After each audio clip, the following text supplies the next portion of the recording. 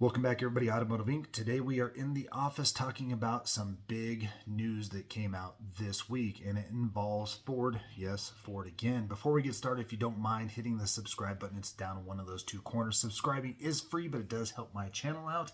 Now let's get to the nitty-gritty of the meat and potatoes. So earlier this week, NHTSA, which is the National Highway Traffic Safety Administration, slapped Ford with $165 million fine. Now, don't cry too hard for Ford because their net earnings for 2023 were over $10 billion. But it is the largest fine ever levied by NHTSA themselves. Now, the real reason is this, is we all know that Ford has led the industry in recalls over the last 3 years. This year, though, Stellantis is trying to tie Ford for whatever reason. And I think that we all know that Stellantis has a lot of issues in a lot of their vehicles. Mainly Jeep have had a ton of issues.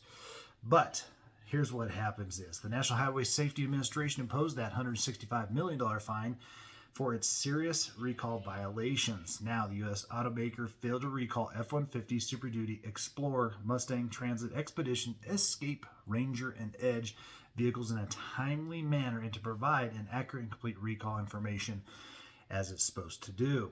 So basically, NHTSA is out there for safety. Okay, so they're not part of the big fine that was levied on Cummins last year for their emission stuff.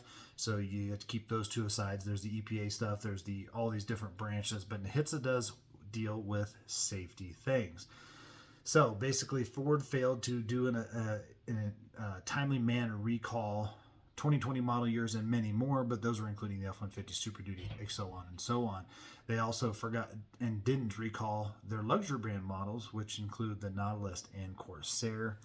Now, basically what they're saying is it's every auto manufacturer's responsibility for consumers to have a safe vehicle to ride in. If they're going to be putting stuff in it that could cause an accident or fail or put them at risk, that they have to find out what that is and get it fixed. Now, a lot of these come as complaints from consumers. This is how this reaches the thing. Sometimes manufacturers will notice ahead of a time, issue a recall, but a lot of times these recalls come out from, again, complaints, consumer complaints and reports to NHTSA, to other safety branches, and then that basically comes down the pipe to us. And what their main glitch was is Ford knew about these recalls, waited to send out letters, and then failed to find a way to timely fix these things. And of course, Ford is selling all of these vehicles out there, and that they're just not doing it right.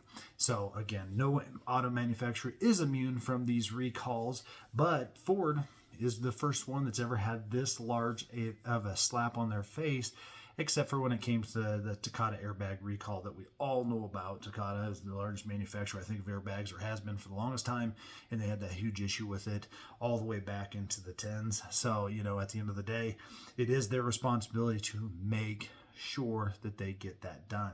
So if you do have a Ford vehicle, guys, recalls are always free for you to get repaired, no matter if you're the first owner or the 20th owner, especially safety recalls.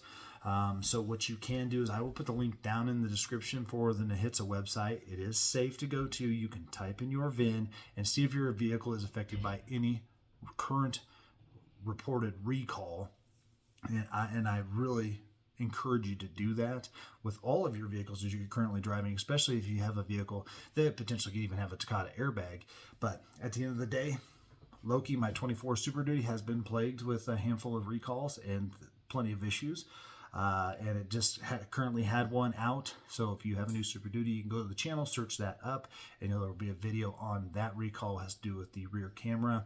And, at the end of the day, I would just highly suggest you guys always keep up on that, because, again, this is not only your hard-earned money, but this is the safety of you, your family, and others out there on the roadway.